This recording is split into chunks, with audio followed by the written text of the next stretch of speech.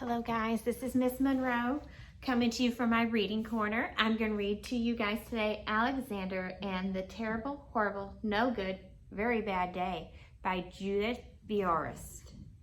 Some of you may be very familiar with this book, and as you notice, as I read, I am going to I have some post-it notes to remind me of things I want to ask. We're going to stop and think about some of the things we're going to read. And remember, this week we're talking about realistic fiction. And realistic fiction, if you remember, is things that could happen. This story's not a true story, but could these things happen? Yes, they could happen. These events could happen. I also want you guys to think about, while I'm reading, is the major character and a minor character. The major character is who is it mainly about, and the minor characters are ones that play little roles in the story. Alexander and the Terrible, Horrible, No Good, Very Bad Day.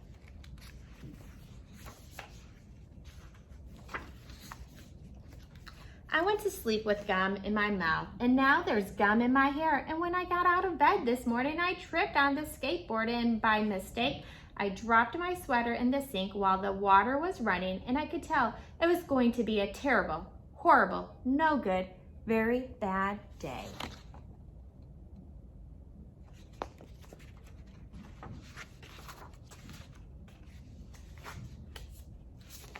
At breakfast, Anthony found a Corvette Stingray car kit in his breakfast cereal box, and Nick found a junior undercover agent code ring in his breakfast cereal box. But in my breakfast cereal box, all I found was breakfast cereal.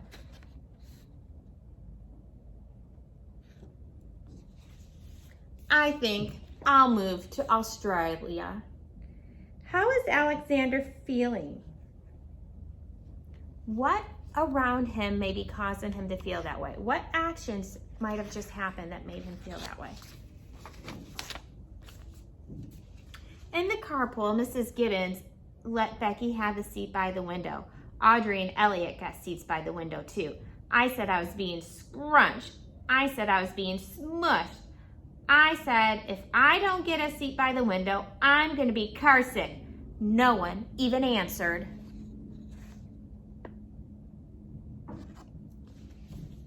I could tell it was going to be a terrible, horrible, no good, very bad day. Have any of you ever had this feeling? Maybe a text to self connection here? At school, Mrs. Dickens liked Paul's picture of the sailboat better than my picture of the invisible castle. Take off my post-it. At singing time, she said I sang too loud. At counting time, she said I left out 16. Who needs 16? I could tell it was going to be a terrible, horrible, no good, very bad day.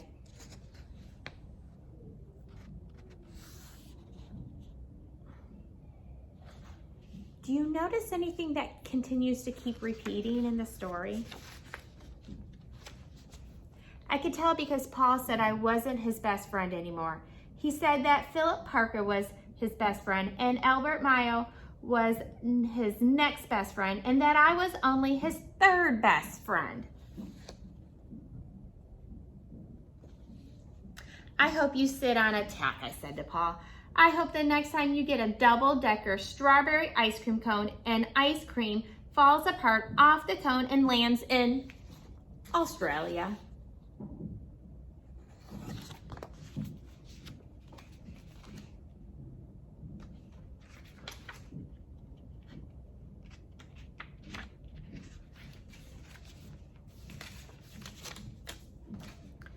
There were 2 cupcakes in Philip Parker's lunch bag, and Albert got a Hershey bar with almonds, and Paul's mother gave him a piece of jelly roll that had little coconut sprinkles on top.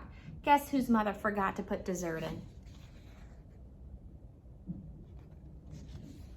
It was a terrible, horrible, no good, very bad day. Look at Alexander.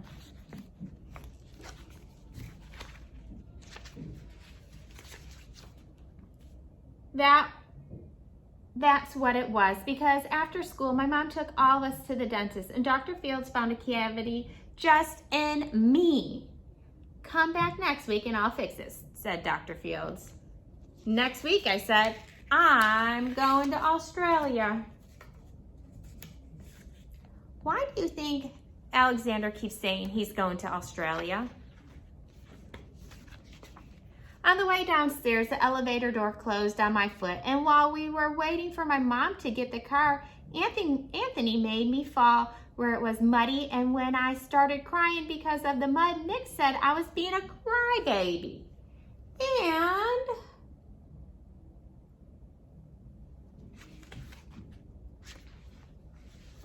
while I was punching Nick for saying crybaby, my mom came back with the car and scolded me for being muddy and fighting.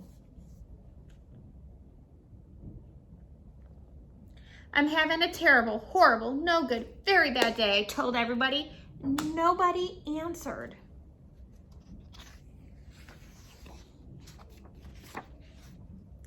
So then we went to the shoe store to buy some sneakers. Anthony chose white ones with blue stripes. Nick chose red ones with white stripes. I chose blue ones with red stripes. But then the shoe man said, we're all sold out. They made me buy plain old white ones, but they can't make me wear them.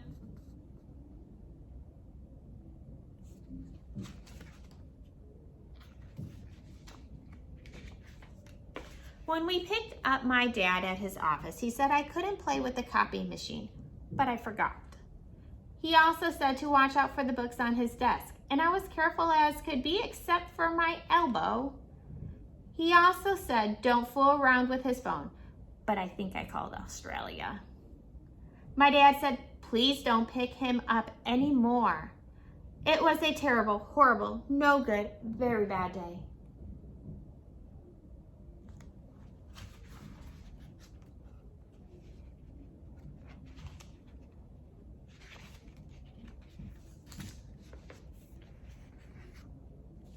There were lima beans for dinner, and I hate limas.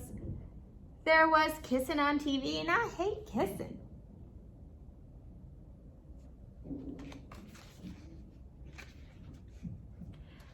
My bath was too hot. I got soap in my eyes, my marble went down the drain, and I had to wear my railroad train PJs.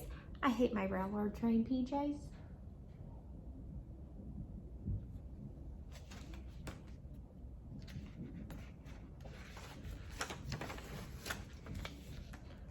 When I went to bed, Nick took back the pillow he said I could keep, and the Mickey Mouse nightlight burned out, and I bit my tongue.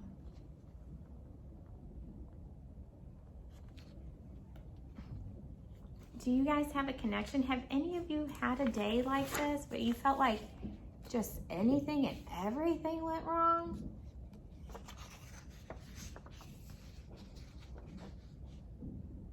The cat wants to sleep with Anthony, not me. It has been a terrible, horrible, no good, very bad day.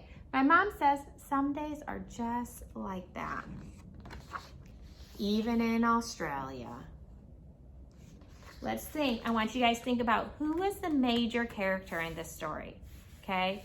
And who were the minor characters in this story? How did that affect the story, okay? You can go back and listen to this story again. Now what you're gonna do is answer a few questions in Canvas about the story and some vocabulary. Thank you guys.